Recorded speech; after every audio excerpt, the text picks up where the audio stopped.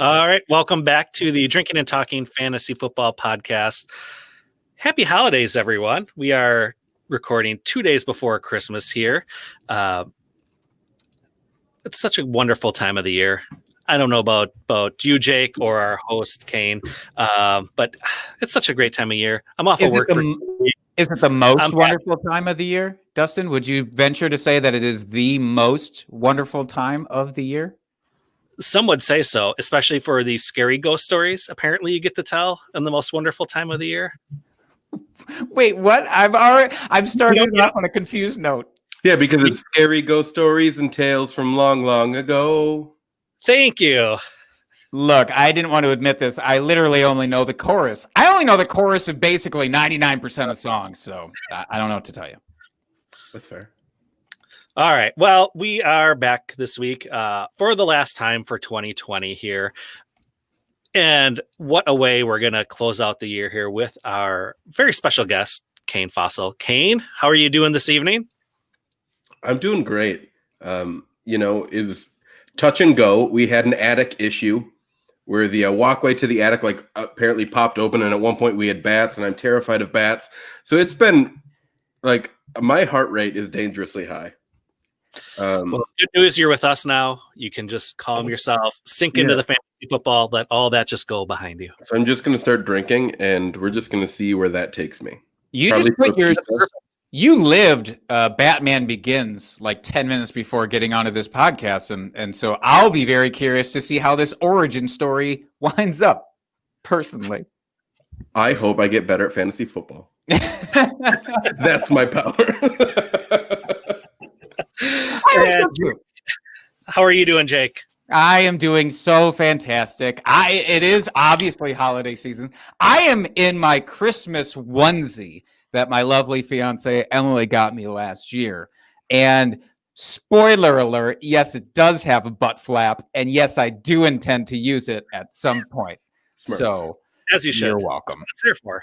Mm-hmm. All right. Well, we have got a great episode for y'all this evening. We are playing a little game of Would You Rather.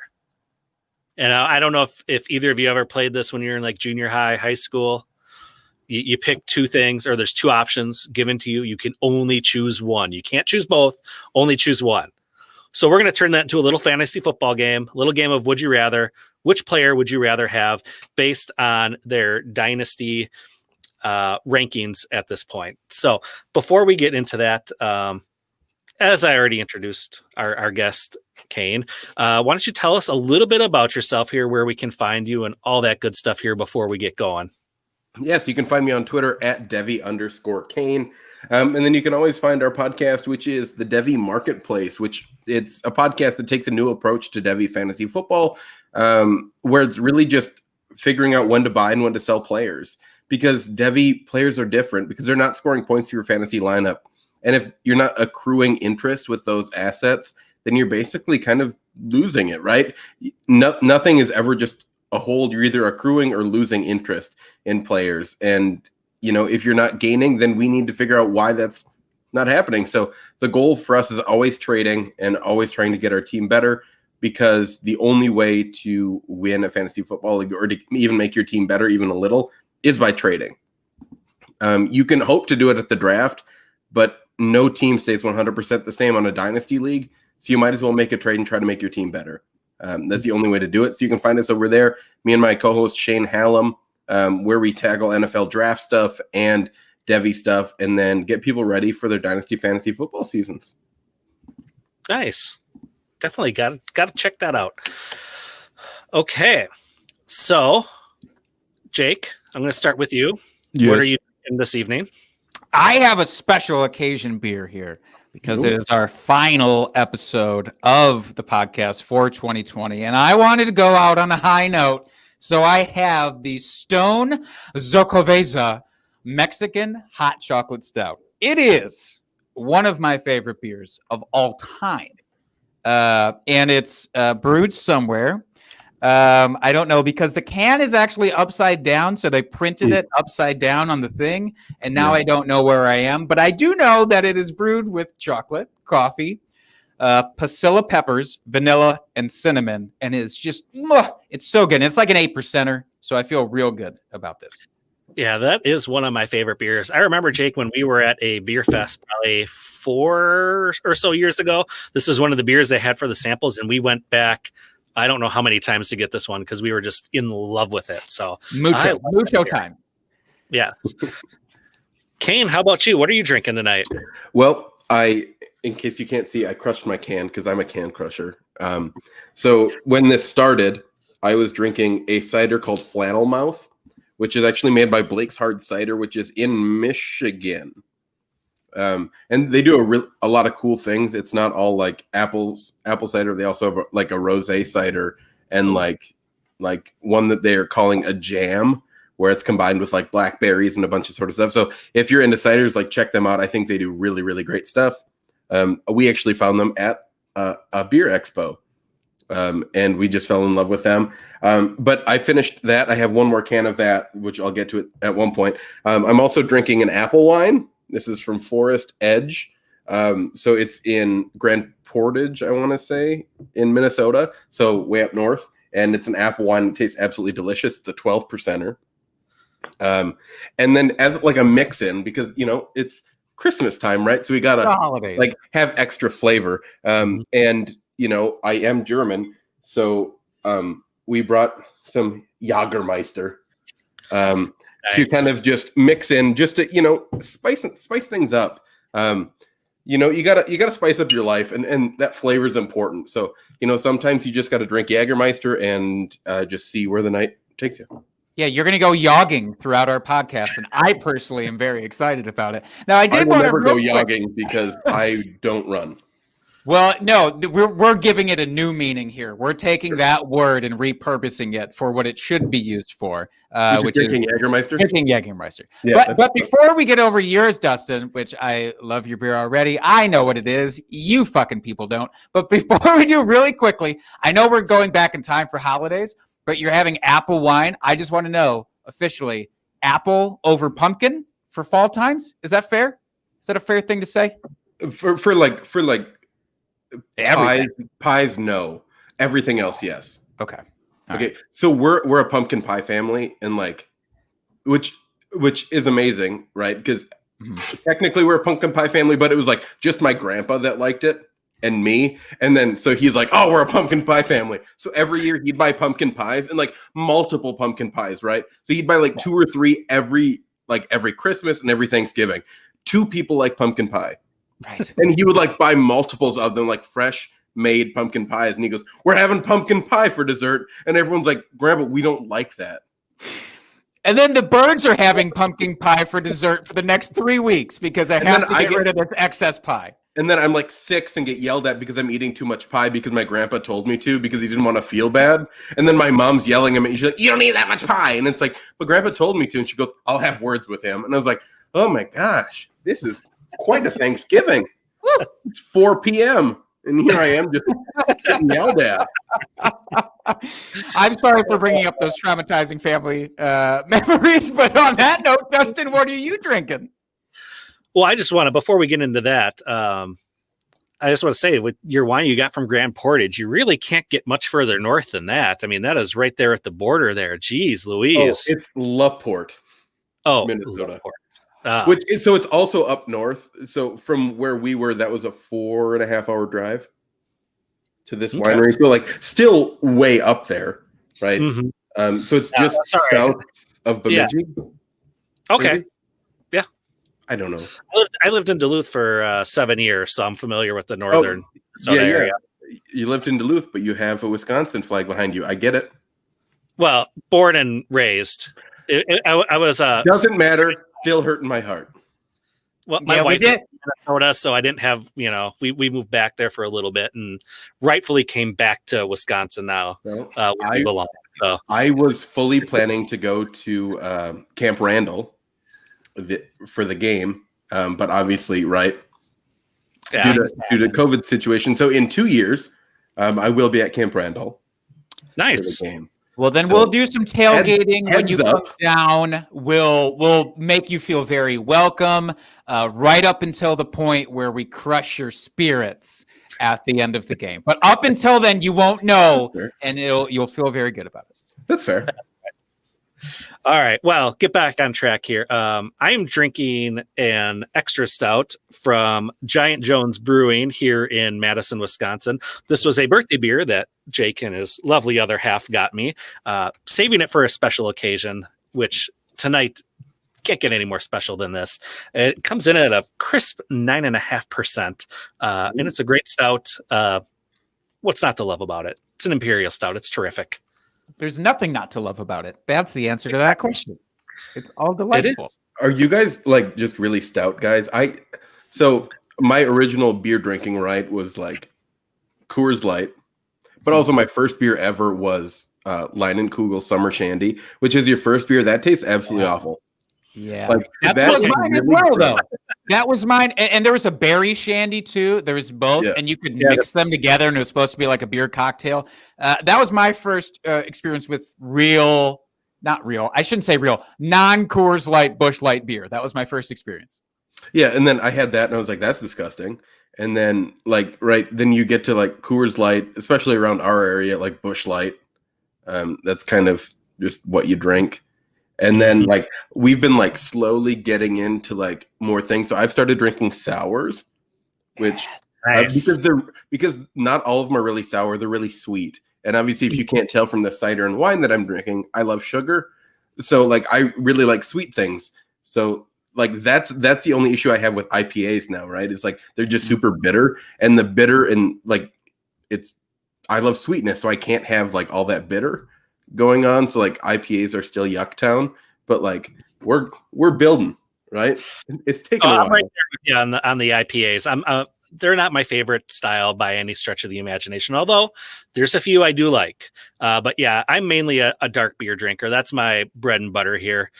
I will literally drink them all year round because there's not a bad time to drink a stout. I'm an Yeah. all-arounder. I'll drink stouts a lot in the wintertime because it's cold and I need something on my bones, and beer apparently does that. But during the other summers and springs and whatnots, I dip my toes in everything. In fact, my reserve for tonight is a honey blonde ale. So, Ooh. I mean, typically I like the lighter things, but when in Rome and all that. My favorite stout, I think, is the what is it? The vanilla bean buffalo sweat. Oh, so good. Yeah, it's so good. That is a so terrific beer. one of our good friends works at not a brewery. What do they call them? Distributor. That's the one, at a distributor. So like he just gives us like samples of things, right? So we get Nice. to try all these things, and he's the one that works at the beer expos. So like we get to try like all these different kinds of beers, and then he's like, "You don't like stouts, you won't like this." He's like, "But do you like ice cream?" I'm like, yeah. Wow. Who doesn't? And he goes, "Drink this." And then so I drank it, and I was like, "I'll take a can." He goes, "You can take a 4-pack for all I care." And I was like, "Sweet."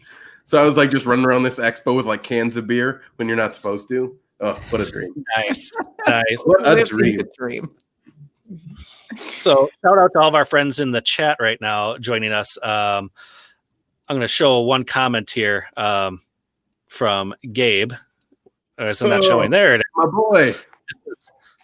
Is this just a better version of the open bar? I would never say such things because that is such a high pinnacle.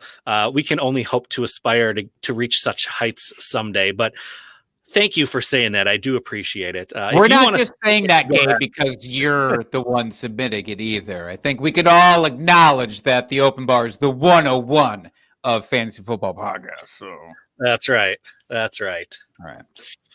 Okay. Should we continue on here? Yes, I mean, let's I can talk do. beer all night long, but let's do our drunk trade of the week. So we're Hit us, still Jake. going to kind of talk beer. This drunk trade comes from Reddit user Mike CM20. Apparently, all of the other Mike CMs were taken. A friend and I drunkenly agreed to a 3-4-3 wide receiver trade in 2010. So go back into your Wayback Machines here. 2010. Put yourself there. Dustin, this will be easy for us because we were on our way to a Packers Super Bowl. But Kane, you might have a trickier time cementing that time frame in your head. So this was the I was a junior in high school. okay. Well, now you just made, I think, both of us feel a little Oh, I older than feel we so needed to. That was for the Touche. Packers Super Bowl comment. Yeah, that's fair. I can't even throw back at that. So this was I'll take a shot of Jägermeister just for insulting you. So cheers. I think that's look, you're so reasonable about it as well, which actually makes it worse somehow that you're actually like nice about your insult. I don't know. It's a whole mind fuck that's going on here. Classic Midwest. Yep. Passive aggressive son of a bitch. This drunk trade was from his Jeremy Maclin, Mike Williams, not that Mike Williams, and Brandon Lloyd for Anquan Bolden, Wes Welker, and Malcolm Floyd. So you're not fucking around. First of all, I want to stop there because I want to get your guys' thoughts on these kinds of 3-for-3 trades or even a 1-for-1 positional trade. Some people are very against this kind of thing.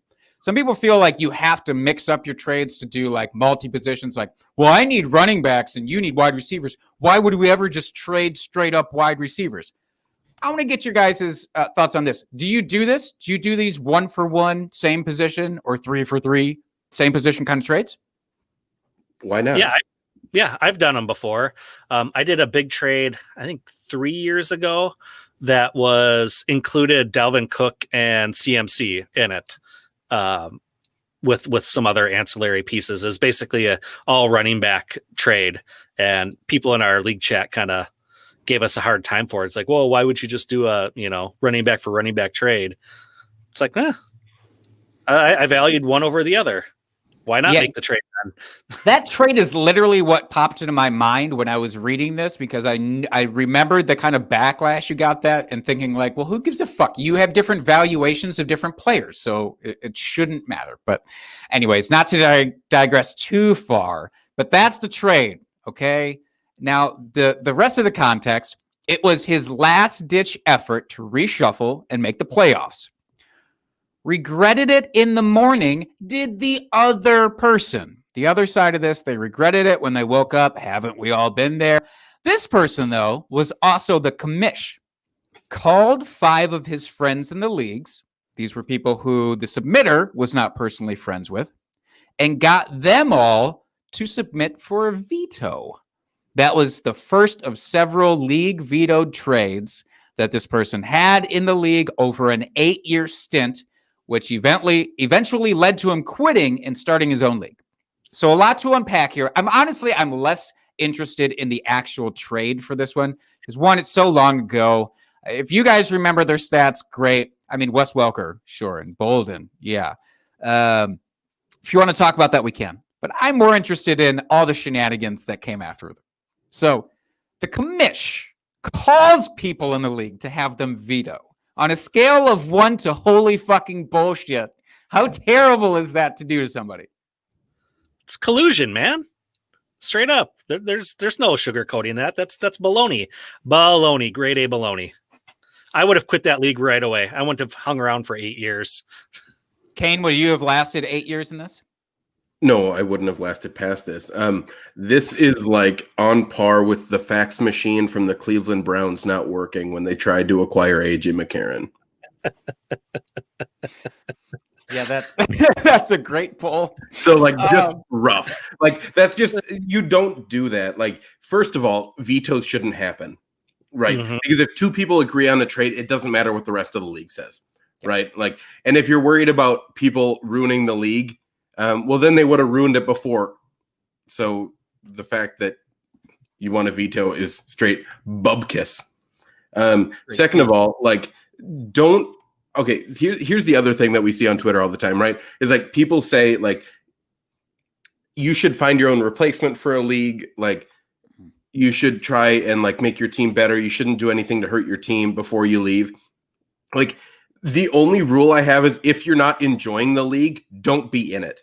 Like we do this for fun, right? Mm-hmm. Like sure, some money's on the line sometimes, and it's really fun when we win money. Right. But this isn't like an investment to me. This is like, oh, I paid $100 for the year in this league. And it's like, that's just my fun. Right. That's fun money. I don't gamble anymore. I don't like really do anything else. So like, what am I supposed to do with my time? Like I just play dynasty fantasy football. And so this idea, right, that you should be doing something that you don't like just because other people might think less of you. Like, I don't know if can I swear on here? You sure? Absolutely. Okay. Yeah. Then fuck them, right? Because fuck them, that's why. And it's like the idea that you should just do something because someone else thinks that's what you should do, like that's no way to live your life. And if you're doing that in other aspects of your life, I can guarantee you're not happy. Well said. I will give you a clap for that. And I feel like maybe the submitter felt some of that weight, and that's maybe why they stuck around for 8 goddamn years after something this atrocious. I don't know where in the 8-year span this fell, but it was probably too soon. And I'm going to guess because if they didn't leave the next day, that's wild. Yes, anti-veto. I think we're all in agreement there.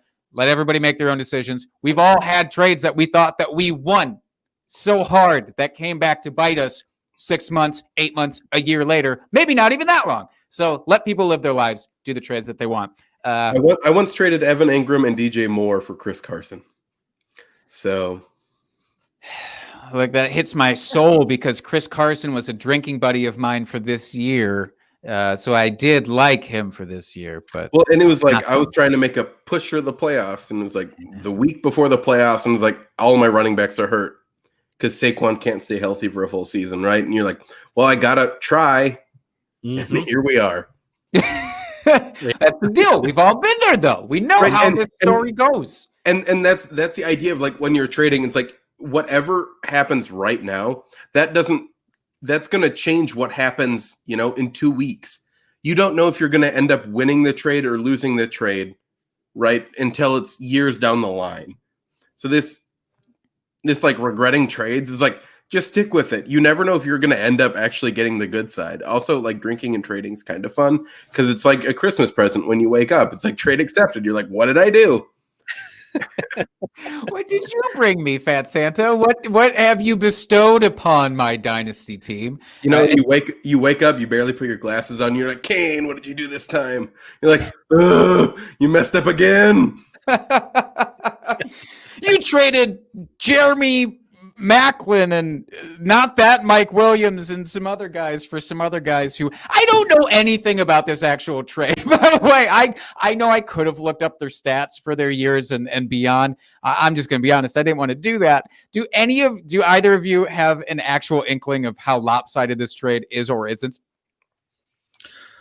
I want to say the Bolden Welker, that was like right in their primes. So I think he definitely got the better end of the deal.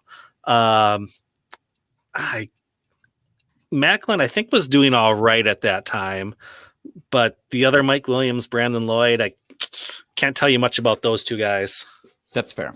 Yeah, like all right. and Quan Bolden after like 2010, had an 850-yard season, 900-yard season, 1,100-yard season with 7 touchdowns.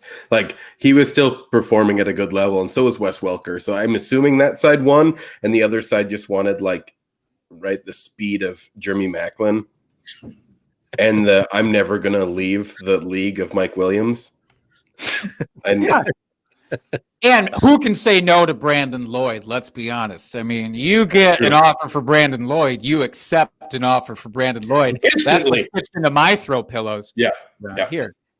All right. Well, we don't need to take any more time on that trade then.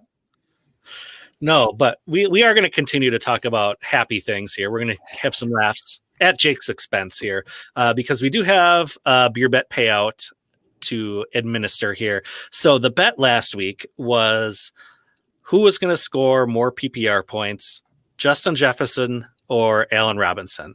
Now I was the better one here and took Justin Jefferson, and Jake and our guest last week, Chris Allen, and then Chase joined us there at the end as well. All three of them took Allen Robinson. So Justin Jefferson ended up as wide receiver 16 on the week with 18.4 points. And Allen Robinson ended up as wide receiver 34 with 12.3. So, Jake, I believe you have something to say. Yes, this does not feel good. That is as much as I would like to say at this time. That's not No, what of course, I will honor my bet here, which I felt so confident in. Obviously, I felt confident after the whole gang jumped on my side to accept this, which, by the way, Chris and Chase, I will expect something to be presented at worst in our group chat, which we all three are a part of here, or at best a Twitter post of some sort or something on your podcast. But in any case, I won't stall any longer. I will just say that I'm presenting in a Badger shot glass just for extra fun, a homemade, I think it's Kahlua, homemade Kahlua. I don't know, that the fiance's mom brought up. I'm very excited about. So this is actually more of a treat for me than for you, Dustin. But you are a fantastic fantasy football prognosticator / genius. Kudos to you, sir. Thank you. Does that feel good, Dustin? It feels terrific. I'm not gonna. It never gets old hearing that. I'm just gonna say it. Oh, Jake, I didn't take a shot with you. Cheers. Thank you. See, that's moral support, really. Yeah. That's what it is. That's a true friend right there. Can I tell you how much I don't like that is now the second time in a row that I've had to do that? It doesn't feel right. It does not feel good. No, not a fan. Oh, Jake, I see you snuck something in here on the show sheet that you wanted to talk about. So Sure do. You know why I want to talk about it here tonight? And Kay and I just snuck this into yours as well pretty recently, your show sheet.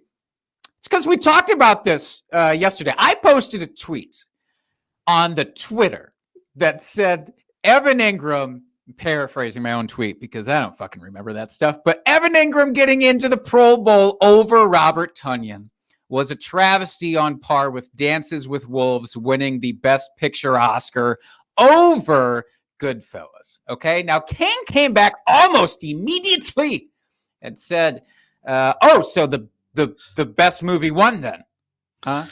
And isn't that how it's supposed to work? Yeah, that is. It's called the Best Picture. Insulting Goodfellas and Robert Tonyan in a single response tweet. So I wanted to ask you, I didn't even ask you for clarification at the moment. What I wanted to ask you was that tweet more about how much you disliked Goodfellas or more about how you disliked Robert Tonyan? So about Goodfellas, I like Robert Tonyan more than I like Goodfellas. So, but here's the reason, right? And so I wasn't like a movie guy growing up. Also, anything that was like PG-13, we couldn't watch until we were 13. Anything that was rated R, we didn't really watch in the house. So like Goodfellas wasn't something that like my family was into, right? Like the normal Midwest Christian household where it's like, oh, there's killing. Nope. No. The Lord doesn't like that. And right, so I like just started getting into movies like this past year and like watching more movies, and I watched The Irishman first, right? Because it was on Netflix, and then I watched Goodfellas, I think like in March or something, and like whichever one you watch first, like you have more of an affinity towards that one. Like they're really similar movies, right? But more people have an affinity towards Goodfellas because that's the one that came first. So that's the one that was like the first of that genre, right? The first of like the mob mafioso movies, right?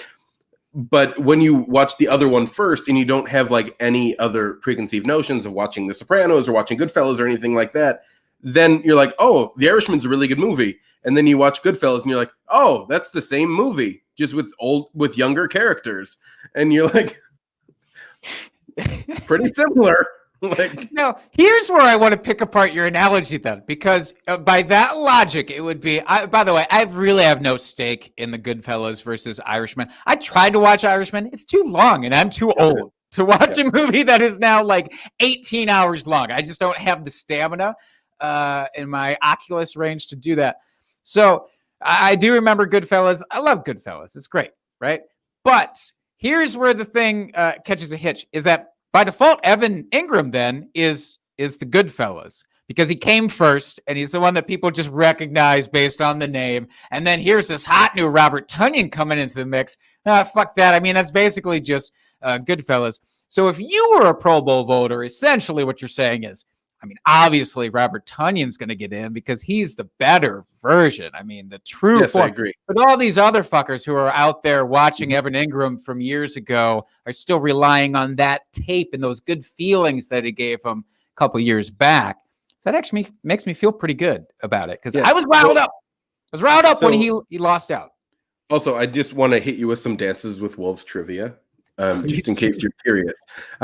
So I happen to know a really good friend of the person that trained the Buffaloes for that movie. Okay. And so when like the main scene, right, where the buffalo is coming right at Kevin Costner, do you know how they got the buffalo to stop? I hope humanely. Oreos. Oreos. Huh. So the buffalo loved Oreos, and so they would put a pile of Oreos right in front of Kevin Costner, and it would just dive into the Oreos every time. It would like sprint, dive into the Oreos, and start eating. That's actually how they got the buffalo to stop in that movie. Wow. I love Learn that. something new every day. I love that. Tidbit. One last comment I have to make here. It's not like I hate the movie Dances with Wolves. It's a fine movie. It's just not Goodfellas for me, and so that rubs me the wrong way. But the thing about Tunyon that rubs me the wrong way is like just from a stat line perspective.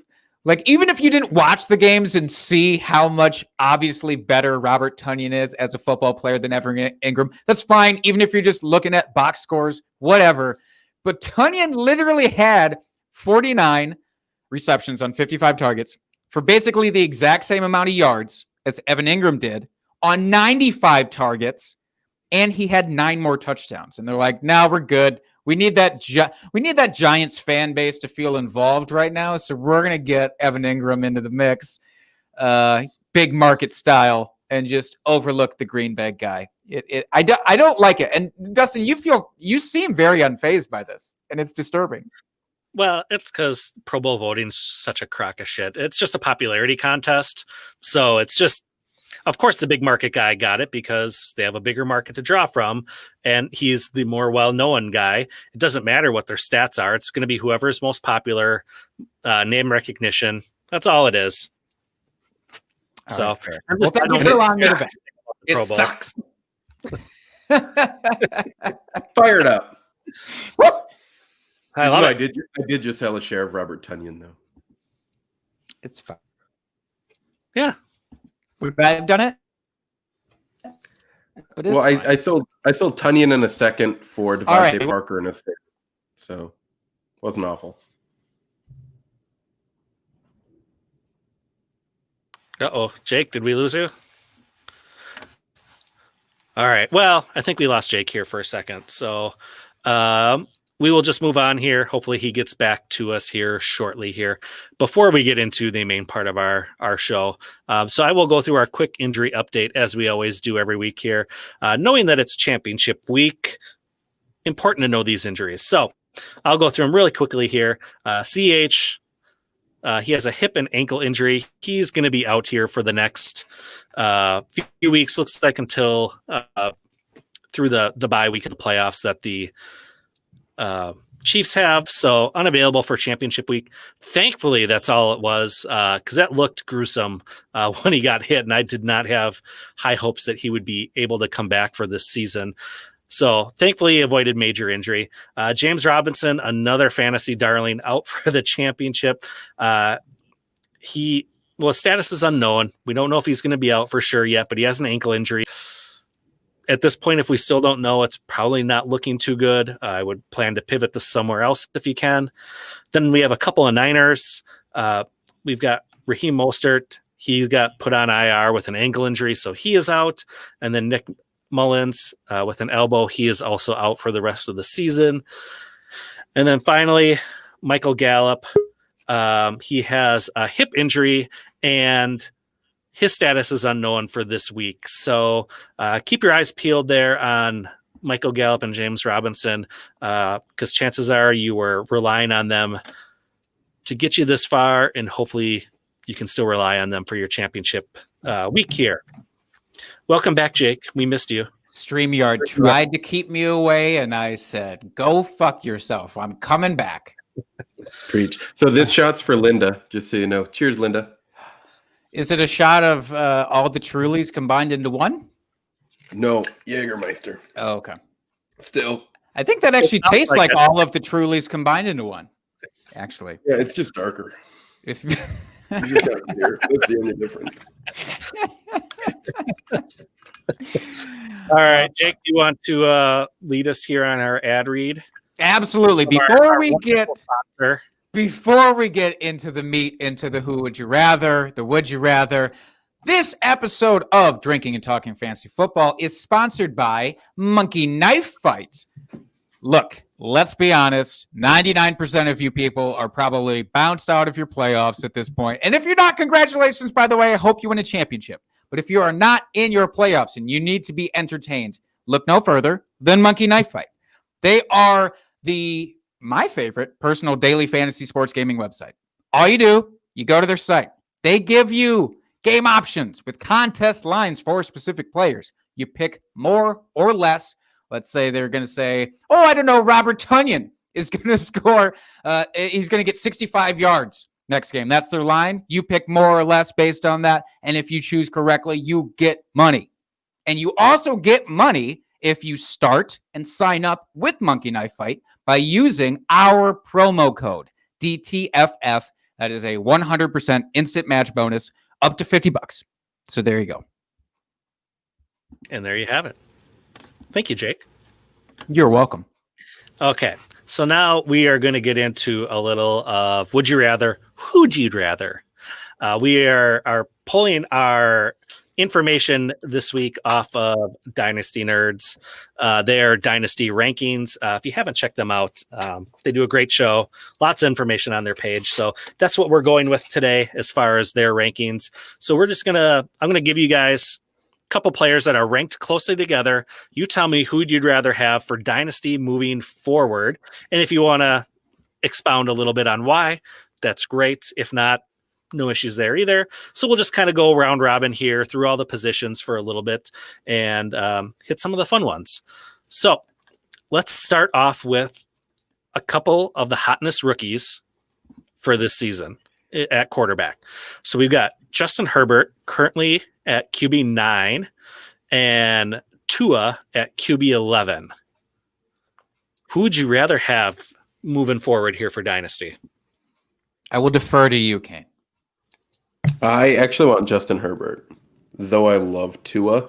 I think realistically, if we're looking at Dynasty Fantasy performance, unless the Dolphins add a lot of offensive pieces, their system just on how to win games isn't really benefiting high fantasy performances and quarterbacks. And I think there's a solid chance, right, that we might end up getting rid of Anthony Lynn as the Chargers head coach. And so if Herbert can keep progressing, I would rather have him on the team rather than Tua. Also, I do want to mention I'm a little tipsy right now. I'm feeling it. You got the loose shoulders. That's how you know. I'm just warm. Jake, who would you rather have? I have to actually come down on that same side because I was asked recently, like, if you could have a head coaching vacancy for any of the presumed teams that are going to have one, and they did include the Chargers in that. It was like, it's Chargers, it's Jets, and Jacksonville, and other garbage. I was like, why go Chargers automatically? Because you do not find yourself staring down a starting caliber franchise quarterback in the mold of Justin Herbert very often. And when you do, you have to jump on that because, as you were alluding to, I don't think there's anything wrong with Tua. I am a big fan of Tua, but I also am not a fan really. And I know that they can do a lot to change. I guess I'm not able to predict exactly how those changes are really going to work out for them. And it's tough for me to trust the Dolphins entirely as an organization, to believe that they are really going to continue building up this team the way that maybe it needs to. Whereas with the Chargers, I feel like so many of the pieces are already there. And the way that he has looked, like just watching how comfortable he is, it's crazy to me. He was kind of thrown to the wolves, obviously, after the whole puncture to the lungs that Tyrod Taylor got there. And he was just thrown to the wolves. And I expected so much worse than what we got from Justin Herbert out of the gate. And he's just continued to impress. He looks just comfortable and solid. And I love it for many years now. Yeah, and I'm going to make that a trifecta here for us. We're all on the Herbert side. I just love the weapons he has. Keenan Allen's there for the foreseeable future. Austin Eckler's locked up there. Mike Williams, I believe, is a free agent after the season, but they've got Guyton there waiting in the wings. He's showing some promise, so he could step right into that role, and I don't think they would miss a beat whatsoever. So, yeah, I like that. All right, moving on. We'll go to running back next. We've got fan favorite here in Wisconsin, Aaron Jones, currently as the RB15. And then we've got Kareem Hunt is 17, 2 spots apart. Jake, start us off on this one. Who would you rather have? So this one is so odd because it's all about obviously predicting the future is all of fantasy football is, but this one is predicting what the teams are actually going to do, which can get very difficult to project out for running backs sometimes. So that's why I was really keen on talking about this, is because obviously as Packers fans, we see what they did with the draft. They brought in A.J. Dillon. They ignored wide receiver in order to do it. So you have to believe that their plans going forward rely on at least A.J. Dillon and either Aaron Jones or Jamal Williams. Now, based on contract, don't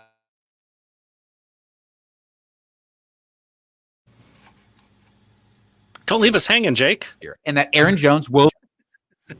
Oh no, I'm back. I'm so sorry. I'm such a fucking tease. But Aaron Jones is going to leave. Aaron Jones is going to leave in free agency. That's my assumption, that he's going to go elsewhere and get paid more. Looking at the teams that have locked up what we presume to be a very heavy free agent running back class for next offseason, there's actually fewer and fewer options of places he can go and be as productive as he was this year and last year. So I know that Kareem Hunt is going to be in Cleveland next year. And I know Kareem Hunt is going to continue to be either the number 2 or the 1B. I say number 2. Some people still believe that it's more of a split between him and Nick Chubb. But regardless, we know what he's going to be, I think, and I feel comfortable projecting him as an RB2. I don't know what to do with Aaron Jones because I don't know where he goes. Based on talent, yeah, I'd love to say that he continues to be an RB1 in whatever landing spot that he finds himself in. But there's like 2 good landing spots for him, and there's a lot of muck. So honestly, based on cost of trading, I'd rather try and acquire Kareem Hunt right now. And that feels icky to say as a Packers fan. Mm-hmm. What about you, Kane? I'm going to disagree. I think Aaron Jones is better. I think he's a better player. I think he's more efficient. And I think the Packers re-sign him. Ooh. Which hurts my immense, strong, undying love for A.J. Dillon. So do you think Jamal Williams just gets shipped somewhere and at least we get to see Dillon as the sort of backup there? Yeah, it's like I think Dillon, right? What did we pay in rookie drafts? Like a mid-second to late second for A.J. Dillon, right? And if you end up with 115 target or 115 touches, I think you're okay returning that value, especially behind a guy like Aaron Jones, who has been often injured. So, right, if Aaron Jones goes down with another hamstring injury or ankle injury or whatever, right, you can recoup your value on trading A.J. Dillon. So I think A.J. Dillon will keep his value. I think Aaron Jones re-signs with the Packers. I think he continues to be a running back 1 for the games that he plays. And Kareem Hunt continues to be in Nick Chubb's shadow. Wow. I don't hate that. Mm-hmm. For personal reasons. Right. And also I traded for Aaron Jones a lot this past season. So I kind of need it to happen. Hey, and that paid off very well for this year in particular. So it didn't because everyone else on the team got hurt. But it looked really great. Here it worked out great. Yeah. I got a running back 1, but I'm also starting running back 5. So here we are. Yeah, I think I would lean Aaron Jones in that situation as well. I just love the talent. I mean, obviously, Green Bay is such a great fit for him and what we're doing here. But Hunt, yeah, I believe, he's he's the number 2 in that offense. Yeah, he's going to have a fairly safe floor, I think. But when you have a guy like Aaron Jones that can just take hold of the entire backfield, there's not many of those running backs out there that can handle that load. So I like Aaron Jones. I think he's going to end up re-signing with the Packers as well. I think he's going to give us a little bit of a hometown discount just because he wants to get that ring. And I think, or in the ship here. And I think that will be on the Packers then.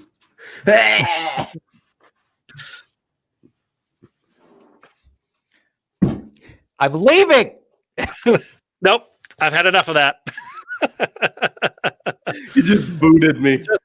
I did. Well, I will not take that slander here. My apologies for being sassy. That's on me. I was just about to comment how I was so proud of both me and Kane for neither of us interrupting when you started talking about loads, and then you had to come in with that bullshit slight against the Packers, and that's how. But how it's that fine. worked I out. dabbed, so it's fine. All right, let's move on here.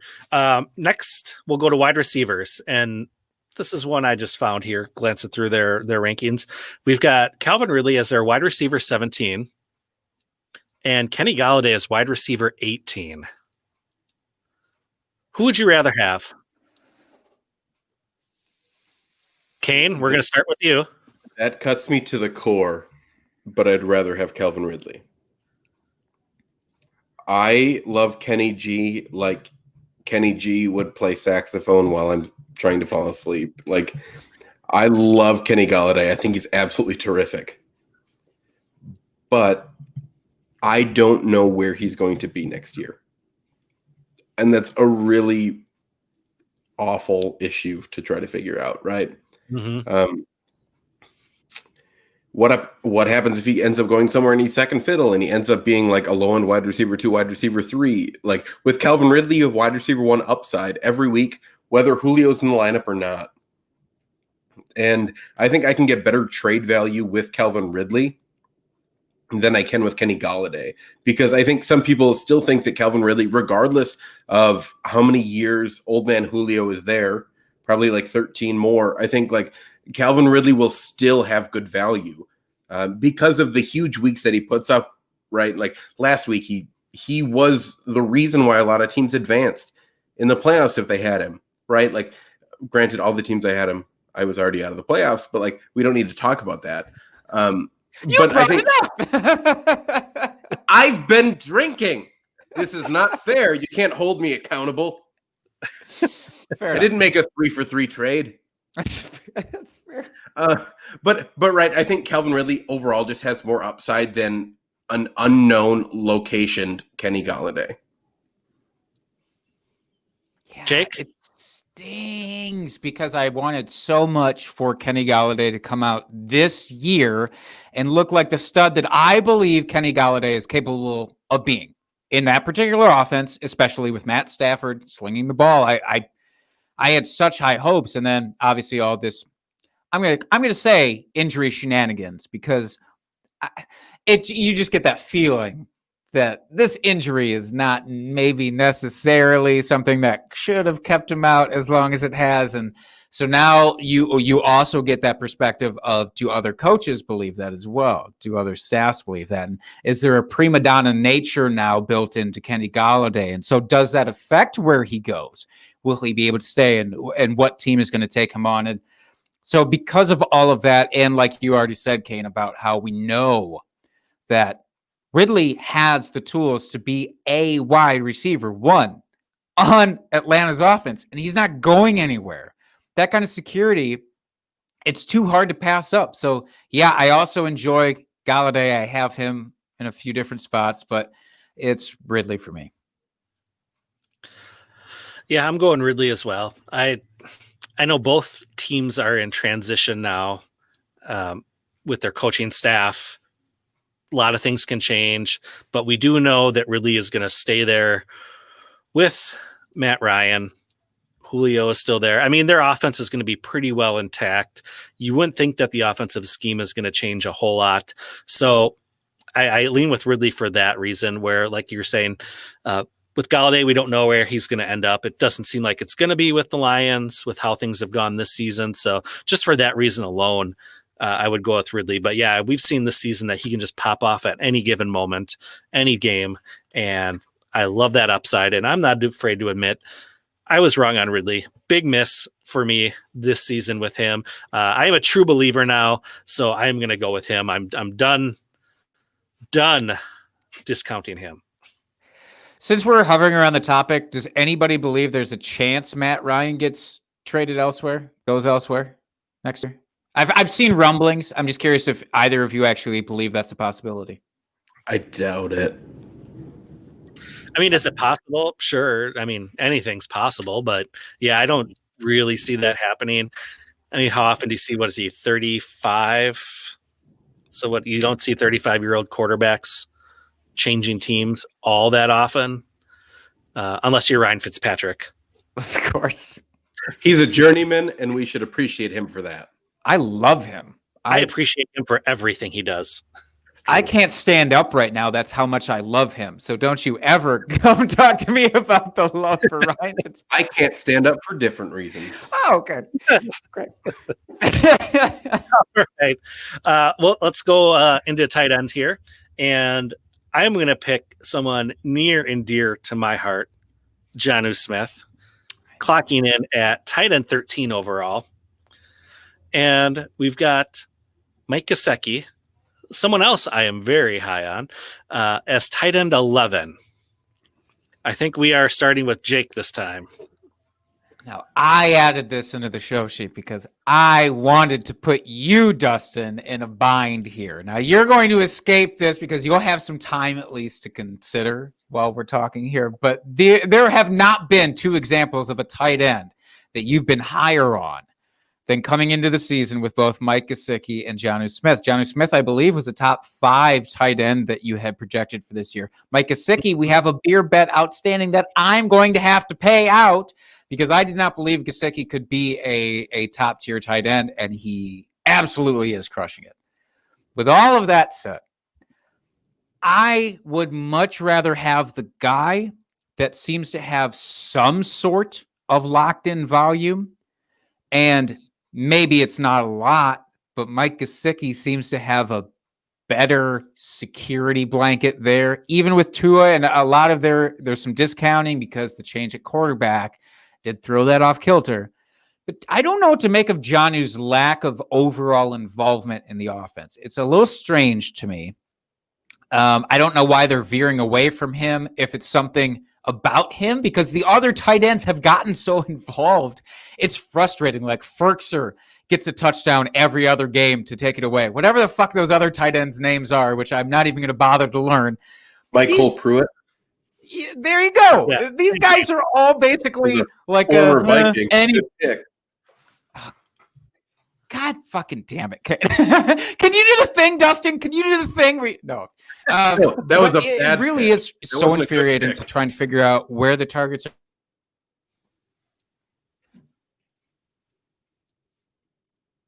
Oh, Jake, got he him gets frazzled. so animated.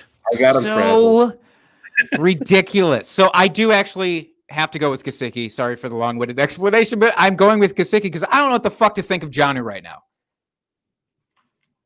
All right, Kane. Well, everyone knows the old adage of drafting Mike Gesicki makes you feel a little icky, but he is better than Jonnu Smith, so that's where I have to go. Just better All right. overall. He's just a better player. Fantasy football only matters when you get touches and targets, and Jonnu just ain't got it. Like, to put it in the most simplest terms, like, he's just not getting targets. It doesn't matter. Jonnu, more like John Old News. Am I right? Am I right? You right. Yeah, you right. More like John Boo Smith. That's pretty accurate. Yeah, I will go with Gesicki as well, as much as it hurts my soul to say that. He's just been more involved in that offense.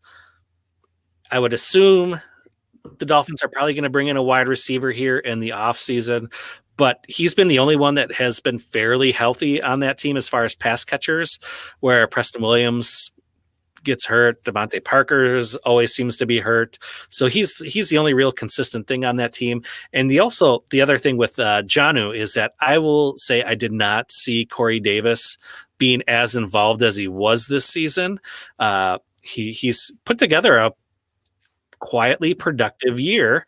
And I know, Jake, we've talked about this on previous episodes recently, but I think with that involvement has really cut down on the amount of volume that I thought Jonnu was going to get this season. So for those reasons, that's why I'm going with Gesicki.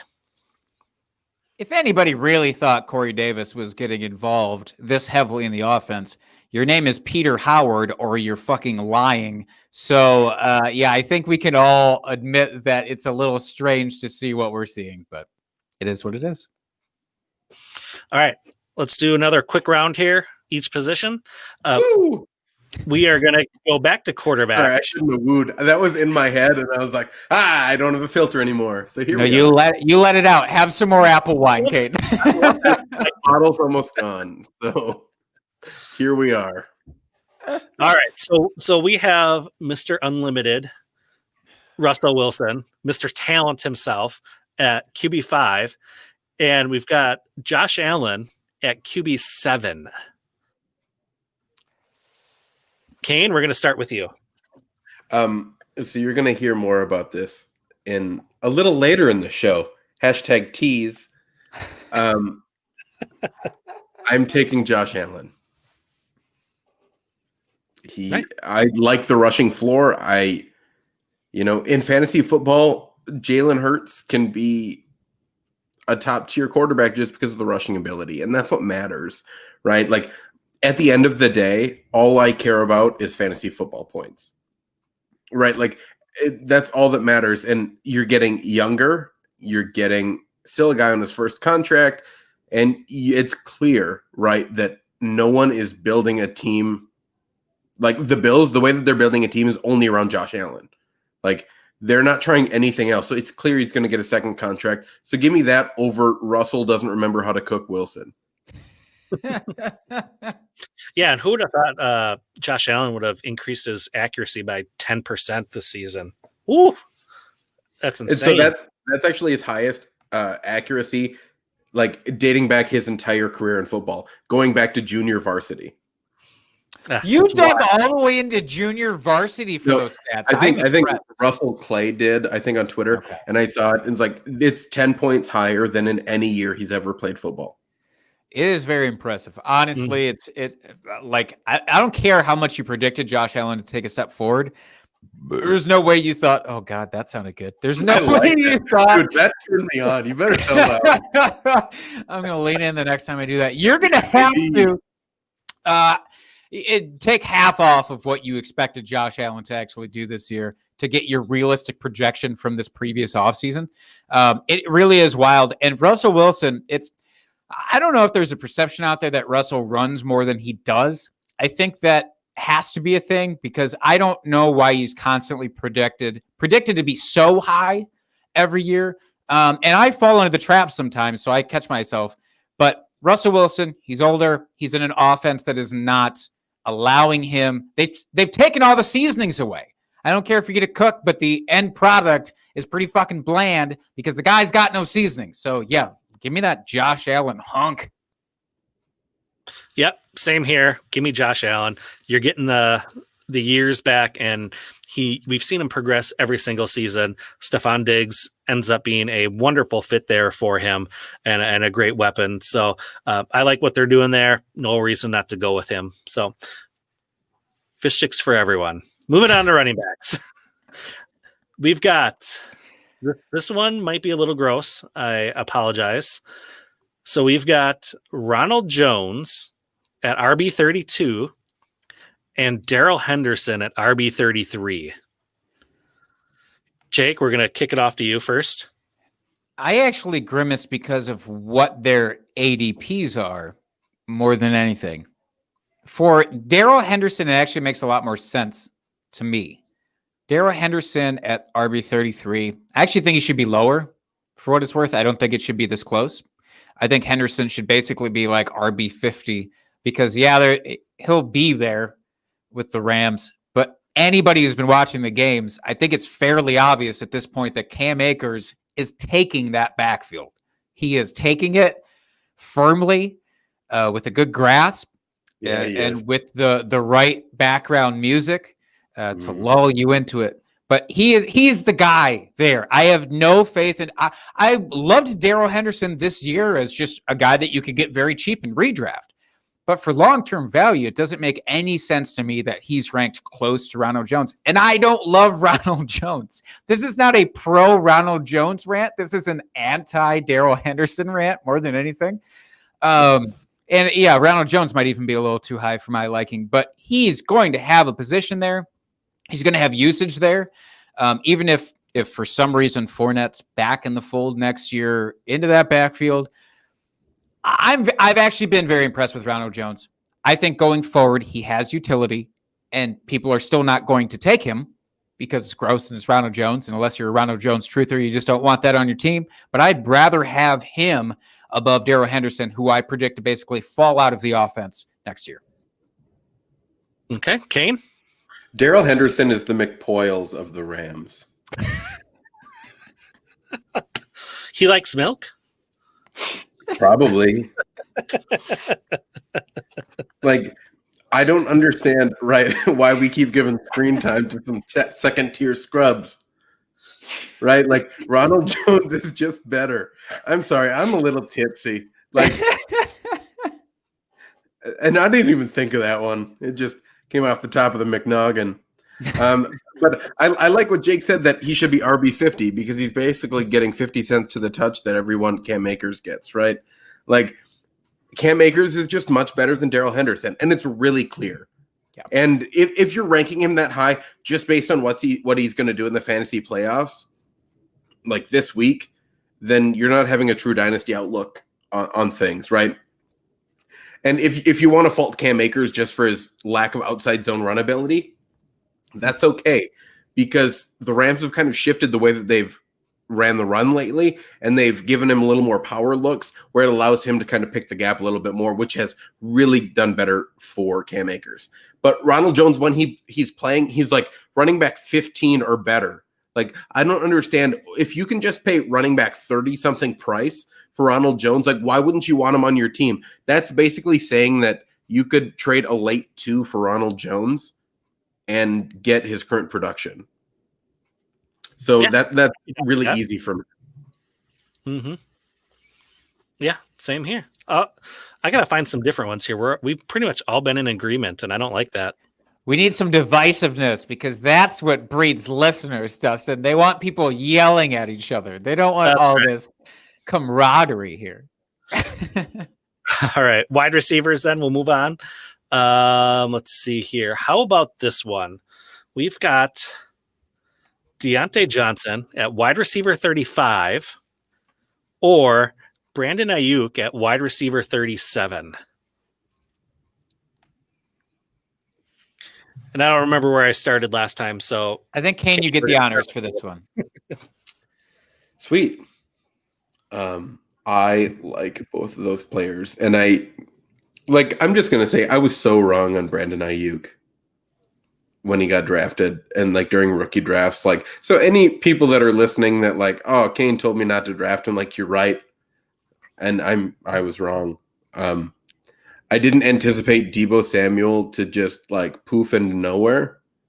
Mm-hmm. But, it's Brandon Ayuk's team now. So GTFO, right? So like Brandon Ayuk, that's the guy I'm going with. Like, it's clear that he's getting more touches than the rest of the people on his team. And yes, Deontay Johnson is also doing the exact same. But the issue is like one set of touches actually matters more for fantasy football than the other. Like, Deontay Johnson can have 11 targets and go 7 for 35 and a touchdown, while Brandon Ayuk goes like 15 touches for like 100 yards and a touchdown. Like, one's clearly better and one clearly matters in a better offense that has a better future outlook, regardless of who the quarterback is, compared to what Big Ben and his lackluster elbow are doing for the Steelers right now. But I still love you, Deontay. Don't hate me. I didn't start him and lost a fantasy football matchup, so that's where I'm at right now. That's fair.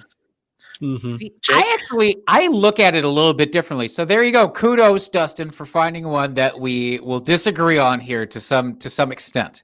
Now, I actually posed this unironically on Twitter the other day. Is it Deebo Samuel or is it Brandon Ayuk for dynasty purposes? So I remember this talk last year. Deebo is the man. He's going to crush. He is an alpha on that team. And all of a sudden, now, obviously, it's injuries. Okay, so He turned into the Omega. He did, but when he comes back fully healthy, presuming, by the way, that ever happens, okay, because I know that Deebo has a lot of injuries. He has an extensive history there. But let's say that he comes back fully healthy next year, hypothetically, and George Kittle comes back fully healthy next year, because that's the other thing that we have to take account for. Yes, Brandon Ayuk has been fantastic, but he's been doing that largely without George Kittle in the mix. So yeah, and he's also been doing it without a steady quarterback. So I get the appeal, but like he's doing it without two of the biggest weapons involved in the offense and a shuffling backfield. Supposing that they can lock down the backfield at some point. I know it's San Francisco, and that seems like a dream. It's like a dream, but what if they do? Finally. And then Kittle comes back fully healthy. And now Deebo comes back fully healthy. Where do those targets go? Is Ayuk truly an alpha? I don't know. What I do know is Deontay Johnson honestly seems like the 1A to Chase Claypool's 1B in that offense. And I think Juju is gone. He's gone next year. I don't think that there's any reason for them to hold on to him. And the shenanigans that Juju's involved himself in all of a sudden paint that picture even darker for him. I think, honestly, if Ben leaves, there's a better upside available for Deontay. So I think Ben is almost holding Deontay back a little bit. And so if there is a quarterback shuffling there, my prediction, by the way, that I would love to see come true is that Matt Stafford ends up in Pittsburgh. I don't know. I know it's kind of a long shot, but I would love to see that. And if it happens, then holy hell, Deontay. But I actually really like Deontay. I don't hate Ayuk, but I would prefer Deontay. Yeah, I picked this one purposely because I'm really torn on this as well. I think I would lean Deontay on this one, assuming that Pittsburgh can get a decent replaceable quarterback for Ben. If they're just going to throw out garbage like they did last year when he was injured, I don't like the future there, and I would go with Ayuk. But yeah, assuming they can get a suitable replacement, even an average at best, I would probably go with Deontay. I just love that offense there. So, all right, we're going to finish one more here with tight ends and then we'll go into our starts and busts of the week here for championship week. So, tight ends, we've got Hunter Henry, tight end 6, and we've got Evan Ingram at tight end 8. Jake, the floor is yours. I'm not going to say a lot of words on this. It's Hunter Henry for me. Fuck you, Evan Ingram. Get out of my life forever. You stole a Pro Bowl spot from somebody who deserved it, and you're just not that good. I'm sorry. He's not that good. Hunter Henry. All right, Kane. Evan Ingram, just because I don't know where Hunter Henry is going to be next year, and I don't think he's special enough to warrant a large contract. Is he your Austin Hooper from last year then?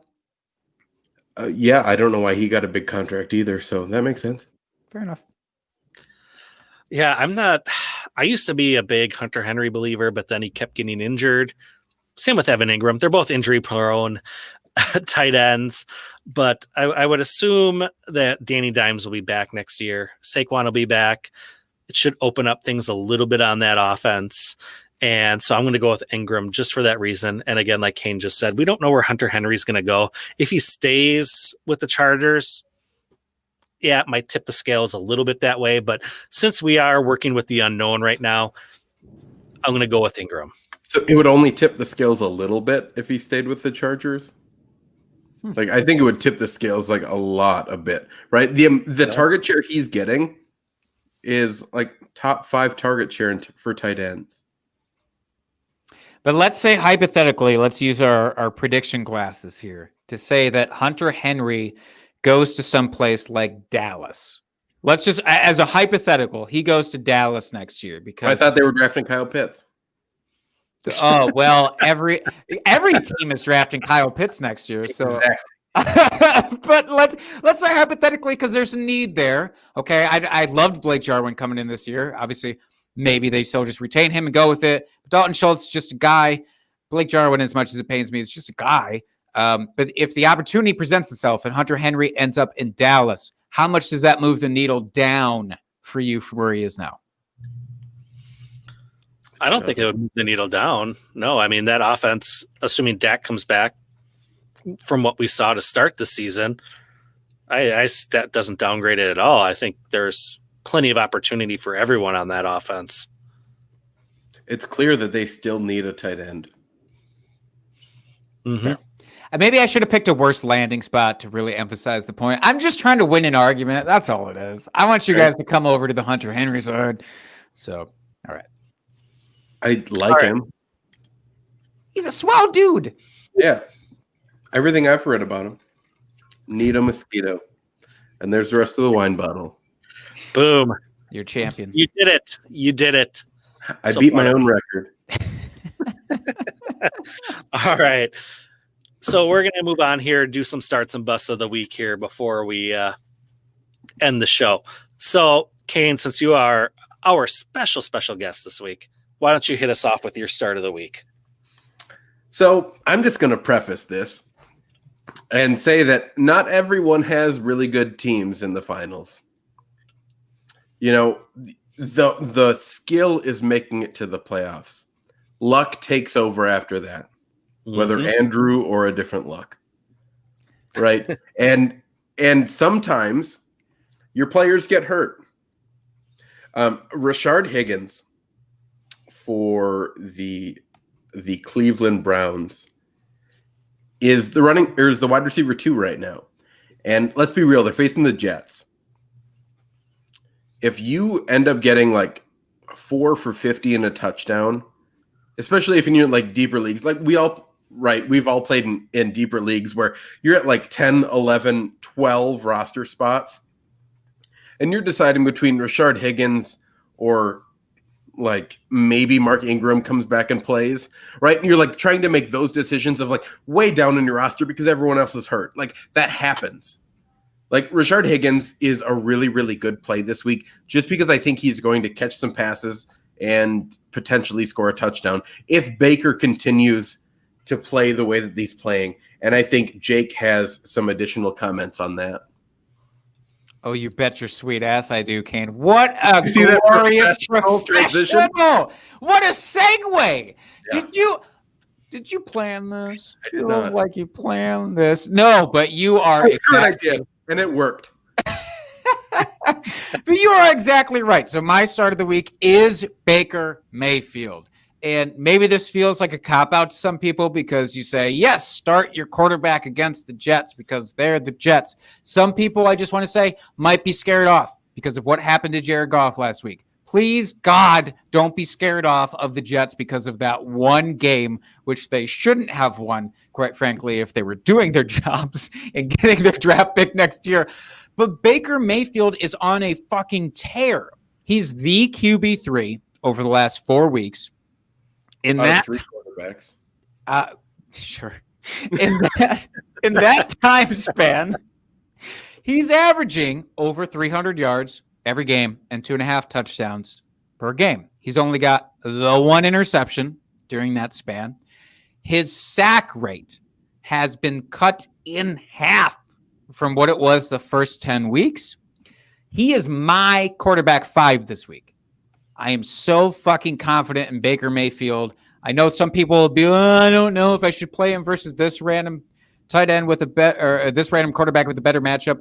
Please start Baker Mayfield. Unless you have Patrick Mahomes, Lamar Jackson, Aaron Rodgers, Winky, Dustin, or Josh Allen, please start Baker Mayfield.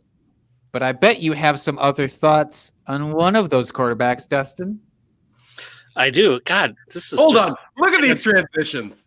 This is I know just it's a professional podcast here. I don't know what's going on. ESPN produced this. So yes, I have Aaron Rodgers as my start of the week. I know he let everybody down last week, and if you made it to the championship and you were relying on him, congratulations. That's not going to happen this week. He's going to come back. He's going to be pissed off. He's going to have something to prove after that down week last week, because that's what he does. He hears all the negative criticism about him, and he turns that into fuel to get him fired up. And he has that chip on his shoulder. He always has. And so he's going to come back this week, and he's probably going to throw for something like 370 yards and like 4 touchdowns, probably all 4 to Devontae Adams, because he had such a bad week too. And that's just how it's going to go. So Aaron Rodgers is going to come back. Tennessee's defense isn't as frightening as we thought it was going to be this season. So I like it. Fire him up. You're not going to regret it. What kind of potato chip does he have on his shoulder? I think it's a Lay's. Yeah. Salt and vinegar. Oh No, it's just a plain, no ridges. It's just a plain, like the old mill ones that are like all the crumbs in the bottom of the bag. That's all it is just crumbs. So it's not even a full chip anymore. It's really just crumbs of pre-existing chips. Yeah. And do you know what washes those chip crumbs down better than anything else? Tell me. An Old Mill. But I had literally had a roommate in college that was his beer of choice. Was Old Mill. But why? Red cans. Ugh. Old Mill Reds. Did his uncle make the beer in his basement, and then you just got it for free? Well, you were buying Old Mill, so you basically got it for free anyways. This is true. Yeah, but basically it's not the same. There's a pride level of having to walk up to a counter and put that on the table and then say, I'm going to give you something for this. But I'll go to the story after this is done. But I'm just saying that Old Mill isn't the greatest beer, but for someone to choose that takes conviction. It's true. It's like, this is the one I want. And then he would just chase it with Jim Beam. So he was basically just drinking shit each way. So. All right. So let's move into our bus of the week, Kane. So I mentioned it earlier. I think Russell Wilson, as great as he might have cooked in the first half of the season, I really think he needs a strong run game to be super productive, because it's not even just about super productivity, right? It's about being super efficient. And that's what Russell Wilson has been this entire time, right? And that's always been the argument, that if we let Russ throw 40, 50 times a game like some of these other quarterbacks, then he's going to be the quarterback one, right? That only works if you continue that efficiency. We've seen that when he throws more, that efficiency starts to go down, right? And if you want to say, oh, well, DK Metcalf got injured a little bit and that Tyler Lockett just hasn't played up to his full potential, Chris Carson's just not as healthy, like, that's a lot of ifs, ands, or buts. And if ifs, ands, or buts were candies and nuts, then everyone would be celebrating Christmas 2 days early. But here we are, not celebrating Christmas on the 23rd. Right? Like, it's because there's conditionals, right? You can't keep saying and making excuses for every single player.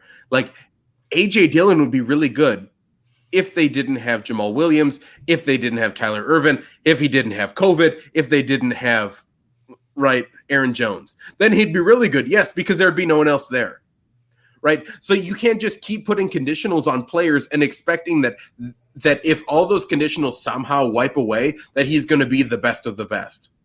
Right. Like, what if you took away Russell Wilson's 4 games where he threw for less than 25 pass attempts, and then he would be amazing. He'd be the quarterback one on this season. But what if Jonathan Taylor got all the touches since week 1? Wouldn't he have been just the running back one then? It's like, what? And so my favorite, right? Here's my favorite is Well, if we combine what Antonio Gibson has done with what J.D. McKissick has done, then he'd be the running back one. Well, yes, when you combine two players' production for one player's production, usually they're better. I bet if you combine Nick Chubb and Kareem Hunt's production, they'd be better than that production. RB1, why not? Isn't that what we're doing now? Just all of a sudden throwing out all the conditionals of what football actually is to try and extrapolate what this player can be, right? But that's the issue, is like you can't take out all these conditionals and expect that the same result to happen. Like, that's not the scientific method. Great. And I'm no scientist, but I agree with that. Neither am I. I'm a drinkist. And a damn fine one, if I do say so. Thank you, sir. But yeah, overall, I think just Russell Wilson is not going to be great the rest of the season. That's fair. Mm-hmm. Yeah, he has really been lackluster these last handful of weeks here, so I like that call a lot. Jake, who's your bust? I don't know if people are going to like this call as much, but it's Cooper Kupp for me. I think there's a certain level of name recognition, Russell Wilson certainly included, that people feel tricked into starting because it's your championship week. And the old adage is always start your studs. You don't dare sit your studs. But I think it's important that people recognize not everybody with the name is actually a stud. You have to look at what their production has been over the course of the season to be able to call them that and to be able to trust them in this kind of situation. Cooper Kupp has not been a stud this year. He just hasn't. He is more of the – he's – honestly, this feels gross because, Dustin, you'll appreciate this. He's a lightweight version of Amari Cooper this year. And that's gross. He's so boomer bust. That's so gross. Right? He's so boomer bust, but even his overall result has not been what Amari's has been. He has only topped 5 targets once over the last 4 weeks. Okay? That's fine, because if he's efficient enough, then he'll make up for that, but he hasn't. He's only topped 41 yards once over that same span. That's a bad stat line. Robert Woods, on the other hand, in case you're wondering if this is an offense entire issue, it's not. Robert Woods has had at least 8 targets in every single one of those games. He's had no issue.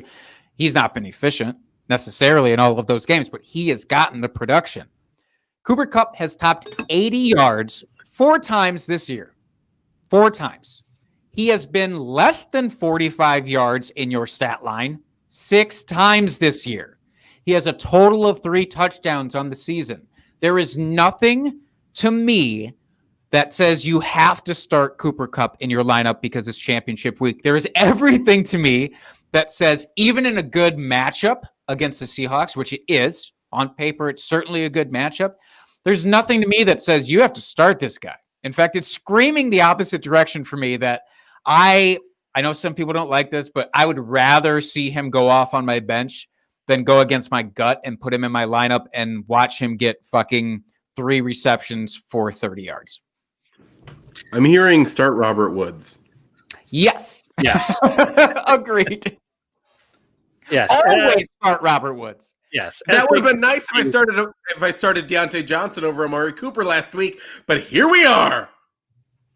Should have asked me. Actually, I probably would have told you to do the wrong thing, so don't do that. I'm hurting. That was my biggest money league too, and it's a home league, which really hurts me. But you know, when Saquon can't stay healthy and you lose your top 2 running backs, you're kind of puts you behind the 8 ball.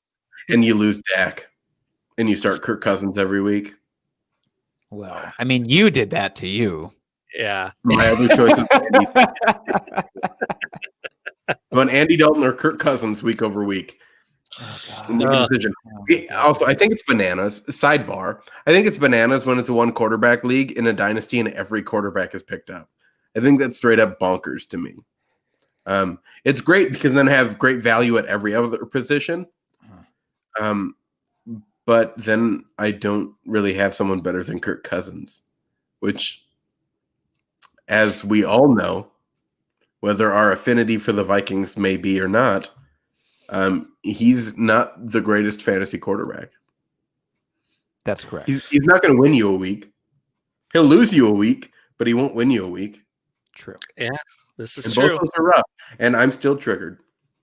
and I understand. Look, when there's a week that goes by and you think to yourself in retrospect, yeah, maybe I should have started Ryan Finley instead. Yeah, that hurts. That smarts. So I get it. I appreciate it, and I feel for you. Yeah, we're all human, right? We're gonna make wrong start-sit decisions. That's why I tried to trade off. I traded off Julio in that league because I was like, oh, these start-sit decisions are too difficult. So I'm gonna trade off Julio and get Deontay Johnson in a second, and it's made it just as painful. Because at least Julio would have been hurt this past week, and I wouldn't have started him, and I wouldn't have felt bad. Then it would have been like, oh, should I have started Jacoby Myers or Amari Cooper? And it's like, well, that wasn't really much of an issue. I'm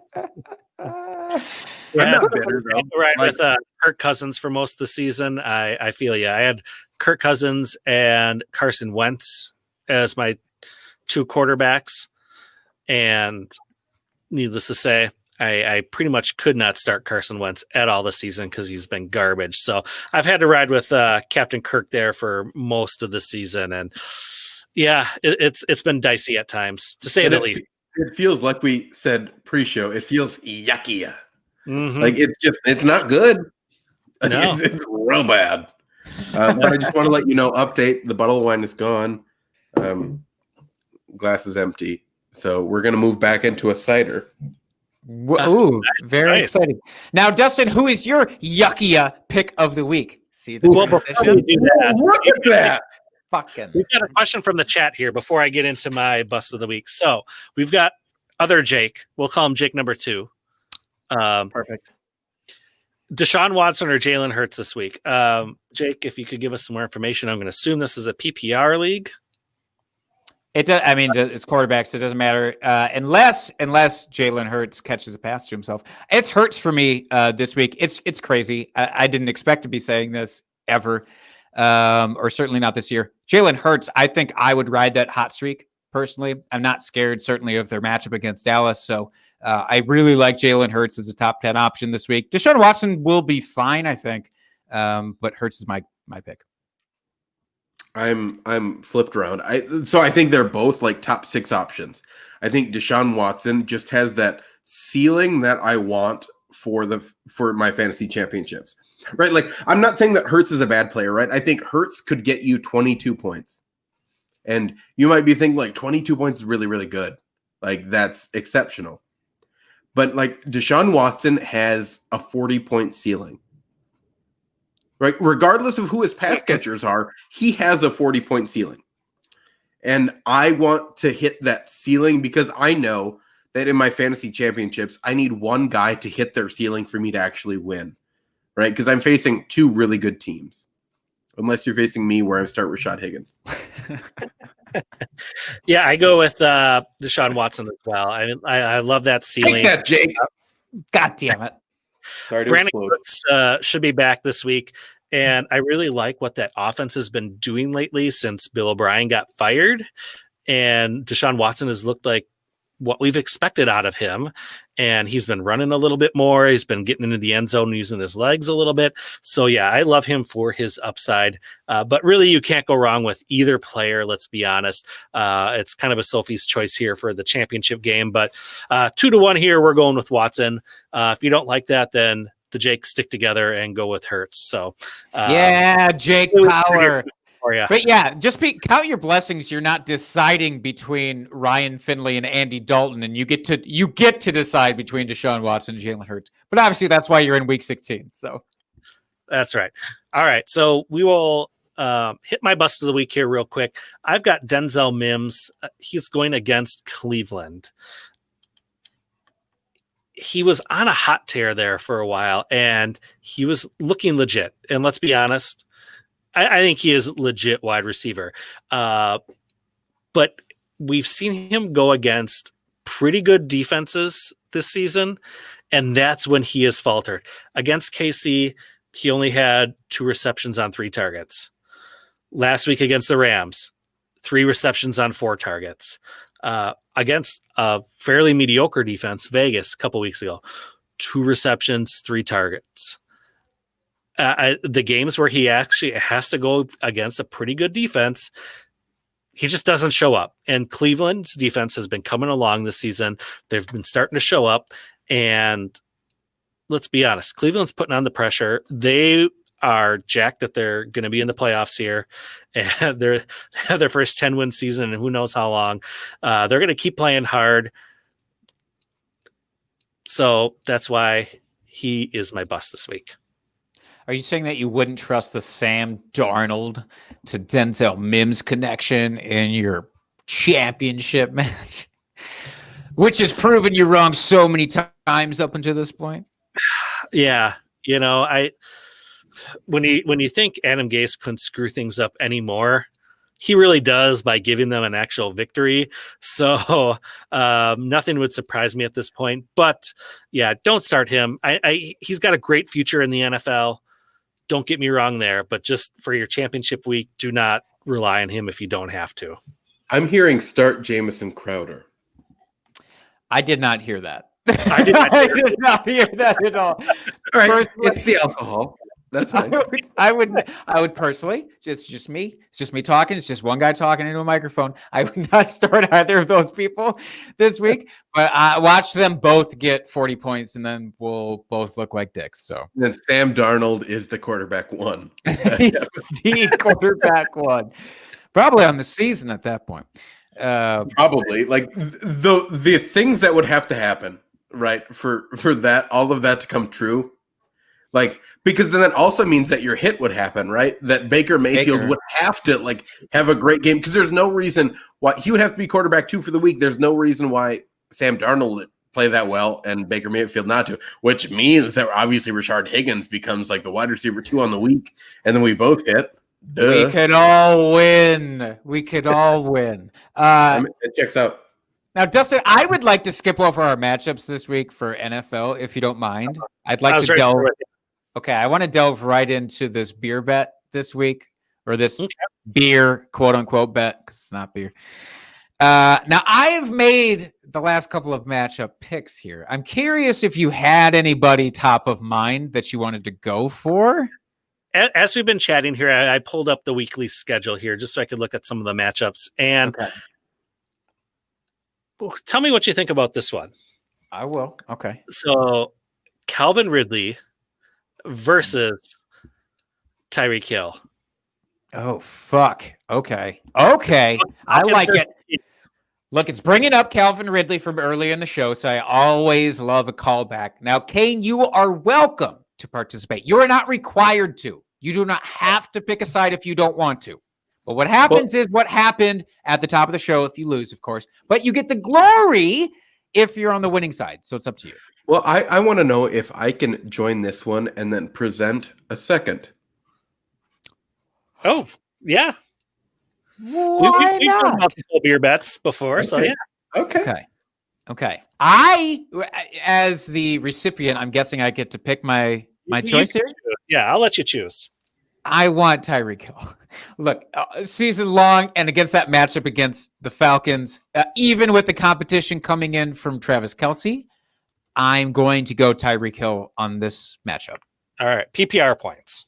PPR points, yes. Yep. Kane, do you have a selection? I don't like myself for this, but I'm going to take Calvin Ridley. Yes. I don't like it. You got to err on the side of winners here the last couple of weeks. You just err on the side of like who might score more points and who has, I don't even know. It's not even like ceiling at this point. Like, I think there's a great chance that Kansas City blows them out, but someone's got to score in the fourth quarter. It might as well be Calvin Ridley. It's true. Maybe, please. Julio is not going to play this week too, so Calvin Ridley will be the de facto number 1. So you just wait for that Russell Gage 150-yard 4-touchdown game. It's coming. Well, nothing would surprise me here closing out 2020. Let's be honest. So, Payne, I'm curious as to what this second bet is. So I love quarterbacks, right? And I think 2 quarterbacks that are actually really, really similar in not necessarily in their style of play, obviously, but in fantasy finishes, I think are really similar. And believe it or not, the Colts and the Pittsburgh Steelers are facing each other. So I would like to know if you would prefer Phillip Rivers or Ben Roethlisberger, and this is not 2008. This is Right now when they time. were still in their rookie deal. Who would you take now between those two? Oh my God, I hate this. I hate myself for saying this, but it's going to be Phillip Rivers. I'll go the Rivers side. Fine. Rivers burned me in the past on a previous bet, in fact, where I thought he was a sure thing. So by default, I will take Ben Roethlisberger. And yes, in case you're wondering, I will take 2 showers tonight to wash that off of me, but I'll go with Ben. So I actually think Ben Roethlisberger is the play here. But that's just me. I'm probably going to be wrong on both. So, Or you're going to be right on both and get the glory play like Mike Fiala did a few weeks back. We actually split. We had 2 bets and he picked one side for both, and he one for us and one for me and one for him. God damn it. I'm drunk too, Kane, and I blame you. But he picked one against either of us, and he won. He won both. Yeah. So, well, since you said you're drunk, I'll take a shot for you. Thanks, buddy. I don't have any more of that homemade Kahlua to drink, but all right. Well, I feel good about this. Yeah, so do I. I'm glad that I'm going to get double the victories here this week for beer bets. So, apparently Jake is going with Jalen Hurts. By the way, other Jake number 2 is picking Jalen Hurts. So Jakes stick together. It's what I've said since the day I was born. I'll say it to the day I die. All right, so that pretty much wraps up our show for this week. Any last thoughts here you guys want to throw out there before we sign off? I have many thoughts. I don't know if they're worth sharing. I just want to step in and say, if you're not following Kane on Twitter, you should absolutely be following Kane on Twitter. You're too humble of a man to say that yourself, probably with such vigor, even though you would present your Twitter handle. But go out and follow this man and listen to his podcast because he knows shit. That's right. Yeah. So, like, if you want to follow me, that's up to you. It's Devi_Kane. Like, I think it's more important just to talk about life on Twitter than it is to talk about football. So many people, right? Can I go on like just a slight rant here, Dustin? Is that okay? The floor is yours. Okay. So, right. So, we talked about at the beginning of the show, like Christmas is wonderful. Like I love Christmas. It's my favorite season of the world. But that doesn't mean that everyone is feeling the exact same way. Right. It could be due to loss of someone in their family. It could be due to maybe their kids might not be coming home due to COVID. Right. That it just might be a downtime for some people. So if you know someone like that, just reach out to them. Just ask how they're doing. That might mean more to them than anyone coming home. Right. So just reach out to them. Just make sure that the people around you in your community are doing okay, because this is going to be a rough season for a lot of people. Between COVID and Christmas at the exact same time, like it's going to be rough for a lot of people in the Midwest. Add on the blizzard that we just got on the 23rd, not knowing if people are going to be able to get home for Christmas. Like that matters to a lot of people. So like just reach out to people, just make sure they're okay. Whether you are just like really good friends with them or, just an acquaintance, like just make sure they're okay, because some people are not doing okay right now. And, that without them, your life would be much worse. So just reach out to people and just make sure they're alive and doing okay, because, you'd rather talk to them in a direct message than through a eulogy. Could have said it better myself. Goddamn right. Yeah. That's it's Twitter community that we've all built here or have participated in here lately. It's pretty crazy and it's pretty amazing that so many people can get together and share similar or differing thoughts about something like fantasy football and have it bring you together in the way that this has for me, certainly over on Twitter these last few years. And some great people out there. And if you are wondering if you can reach out to any of the three of us, I'm going to speak for all three of us. and I'm just going to say that you can. So definitely do that. Yep, absolutely. So, Jake, where can people reach out to you? People can reach out to me on Twitter at my name, which is Jake Trowbridge. And you can find our podcast at Drinking Fantasy on Twitter, and you can find me at FF Dusty Dog. And until next week, folks. No, not next week. I lied. We're not recording next week. We're taking a week off. We will be back in 2021. So until the new year, folks, keep drinking and talking fantasy football. Cheers, FFers.